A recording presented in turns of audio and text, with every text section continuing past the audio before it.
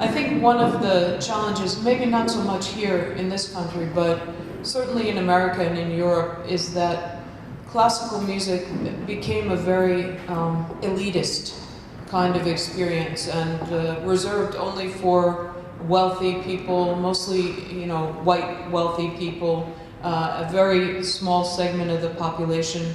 And I think there's so many rules that came up about it. You can't clap, you have to dress, you have so many rules and regulations. And also the contemporary music in the 70s and 80s was so inaccessible for listeners that I think we are responding now to all of those things. Do you want to say? Ela disse que, de certa forma, a música clássica foi considerada durante muito tempo elitista para pessoas ricas e que o acesso não era tão simples, né? Nos 70s, nos anos 70, 80, de certa forma isso foi avançando um pouquinho mais e agora a gente tenta quebrar essas barreiras. So I think now one of the biggest challenges to connect people. When I meet young people, with the Beethoven Symphony, what does that have to do with my life? How can I relate to that? I think people who grew up with music, they understand that, but I think there are generations that didn't grow up in the same way now. So I feel a responsibility to try to connect people. And I think there are many ways to do that. In America, I find that changing the way we present the concert. Always the music is the same, but it's the environment. I do a lot of concerts. I do a whole series where I deconstruct the pieces. Next week I take apart Shostakovich's 7th Symphony, and I talk to the audience for maybe 20, 30 minutes about the piece. And I use the orchestra, we demonstrate, and then put the piece back together.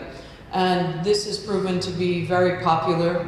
And then people come back every time you play Shostakovich's 7th Symphony. They feel an ownership and a knowledge. De certa forma, vou reduzir um pouco o que ela disse, mas ela na verdade, se você vai a um concerto, ouvir uma sinfonia de Beethoven, pessoas mais jovens podem dizer, poxa, o que isso representa no meu mundo? Quase nada. Então, a responsabilidade maior é tentar conectar as pessoas a essa música. Então, ela tenta demonstrar ou, de certa forma, empacotar essa música de uma maneira diferente quando ela demonstra para o público.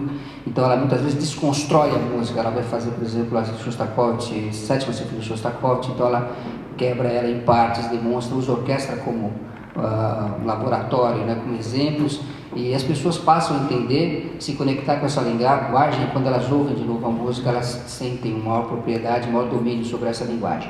Basicamente, isso é uma tradução livre, mas a ideia é essa. But I think here in this country it's not so much of an issue, and that's what is also very appealing about being here, because the public is so interested and curious, and I think art represents a level of success and a level of achievement and pride that you're experiencing right now, and that's what's so exciting about being part of this movement with Osesp. But at least in North America, I find that it's difficult to imagine orchestras that reflect the diversity of the communities that we live in. So I started an after-school program in Baltimore. I started with 30 kids, and now I have 500 kids. And they're tiny, little tiny kids, but they're all playing instruments, a little bit like the system here. And I also started for adults, non-professional musicians. We call it rusty musicians. And so people come and they play with the symphony. And we have thousands of people come, and we have evenings where we just play music for 4, 5, 6 hours and rotate people in so they can sit next to a professional player. And this way, you start building a connection with the orchestra as the center. Ok. Bom, ela disse aqui que no Brasil, me parece que ela sente que esse afastamento não é tão grande, as pessoas são mais abertas a experiências e de certa forma é o que acontece com o público da Osesp. A Osesp consegue tocar um repertório que muitas vezes você não consegue ver lá fora, porque o público é bastante receptivo e de certa forma ela vê que isso está conectado com o momento que o Brasil está vivendo, com o sucesso, com a exposição que o Brasil tem.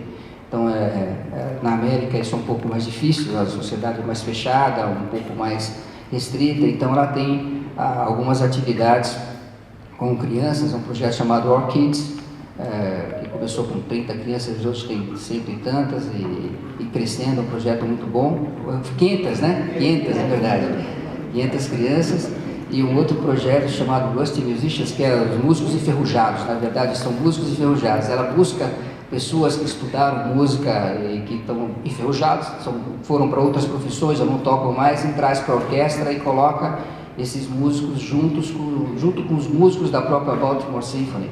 E parece que é um resultado muito bom. Eu aconselho vocês procurarem esse projeto no YouTube. Tem um vídeo lá que eu vi recentemente, é realmente muito interessante e o resultado é surpreendente. Tem alguns momentos que você acha que é uma orquestra profissional.